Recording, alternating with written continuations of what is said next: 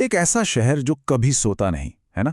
चारों तरफ हॉर्न की आवाजें, कंस्ट्रक्शन का शोर और हजारों कॉल सेंटर्स की वो कभी न खत्म होने वाली गूंज।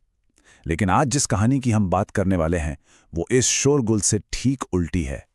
ये कहानी है एक ऐसी खामोशी की जो किसी भी शोर से कहीं ज्यादा खौफनाक थी।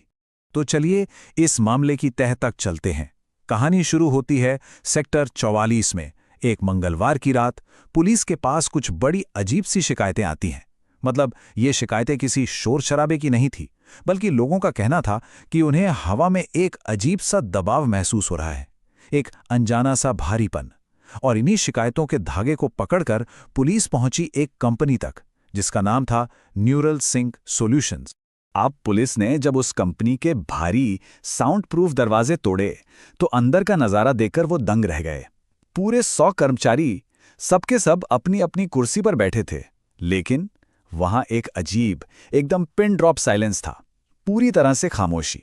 अंदर का जो सीन था वो वाकई में किसी हॉरर फिल्म जैसा था।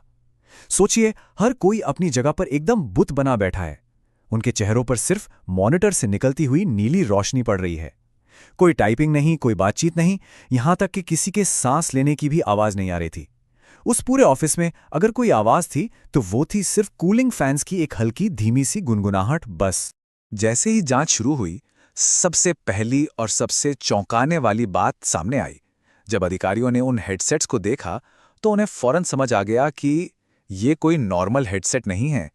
मतलब ये गाने सुनने या कॉल पर बात करने के लिए तो बिल्कुल नहीं थे। तो सवाल ये उठता है कि ये हेडसेट आखिर थे क्या? असल में ये थे ब्रेन कंप्यूटर इंटरफेस, जिसे BCI भी कहते हैं। सीधी सादी भाषा में कहें तो एक ऐसी टेक्नोलॉजी जो इंसान के दिमाग को सीधे कंप्यूटर से कनेक्ट कर देती है। लेकिन ये कोई बहुत एडवांस्ड हाईटेक डिवाइस नहीं थे, बल्कि ये तो बहुत ही क्रूड तरीके से बनाए गए थे। इनमें तांबे की नोकीली सुइयां थी जो सीधे हर कर्मचारी की कनपटी से जुड़ी हुई थीं। और मामला यहीं खत्म नहीं हुआ। एक और बहुत ही अजीब बात थी। ऑफिस के अंदर जितने भी मॉनिटर थे, 100 के 100 मॉनिटर पर एक ही चीज चल रही थी। एक ज्योमेट्रिक शेप, एक पैटर्न, जिसे सियरपिंस्की गास्केट कहते हैं। और ये पैटर्न लगातार एक ही रिदम में पल्सेट कर रहा था, मतलब हिल रहा था। 100 कर्मचारी और 100 स्क्रीन पर एक ही तस्वीर।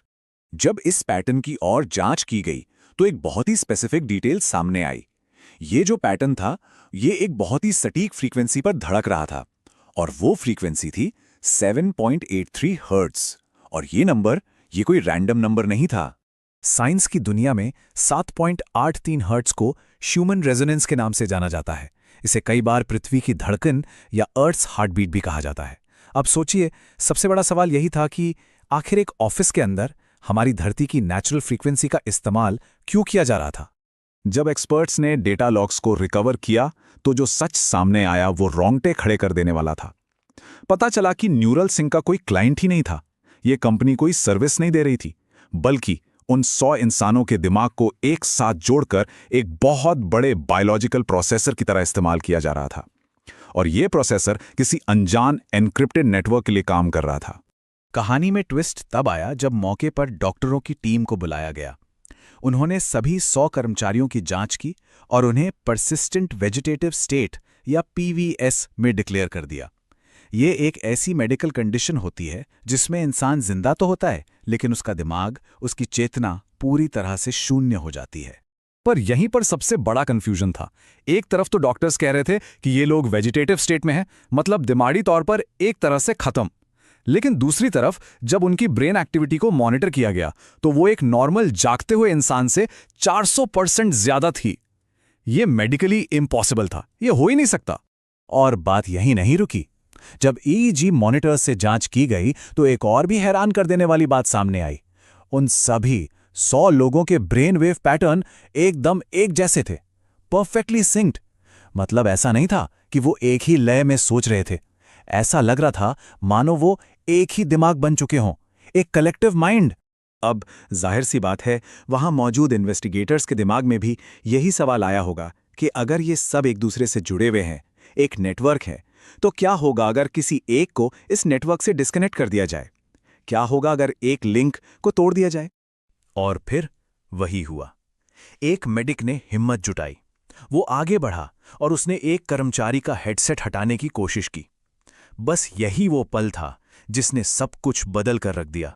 जैसे ही उस मेडिक ने हेडसेट को कनपट्टी से बस जरा सा हटाया, ऑफिस में जो कूलिंग फैंस की हल्की सी आवाज आ रही थी वो भी अचानक बंद हो गई। एकदम सन्नाटा, एक ऐसी खामोशी जो कानों को चीर रही हो, बिल्कुल खामोश। और फिर वो हुआ जिसकी किसी ने उम्मीद भी नहीं की थी।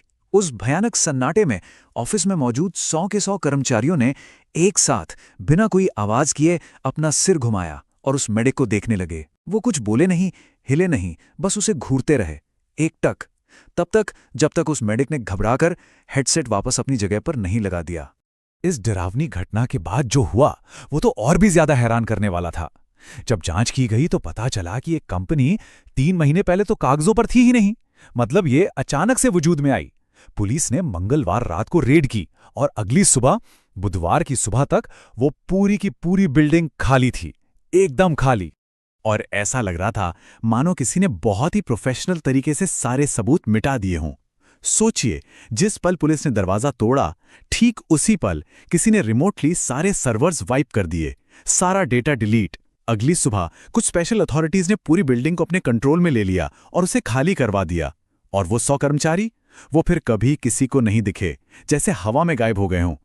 ये कहानी ऑफिशियल तौर पर तो यहीं खत्म हो जाती है, लेकिन अपने पीछे कुछ बहुत बड़े सवाल छोड़ जाती है। वो 100 लोग कहाँ गए? और उससे भी कहीं ज्यादा डरावना सवाल कि अगर वो बिल्डिंग अब खाली है और वो कर्मचारी गायब हैं, तो क्या वो नेटवर्क, वो बायोलॉजिकल प्रोसेसर कहीं और किसी दूसरे रूप में आज भी चल रहा है?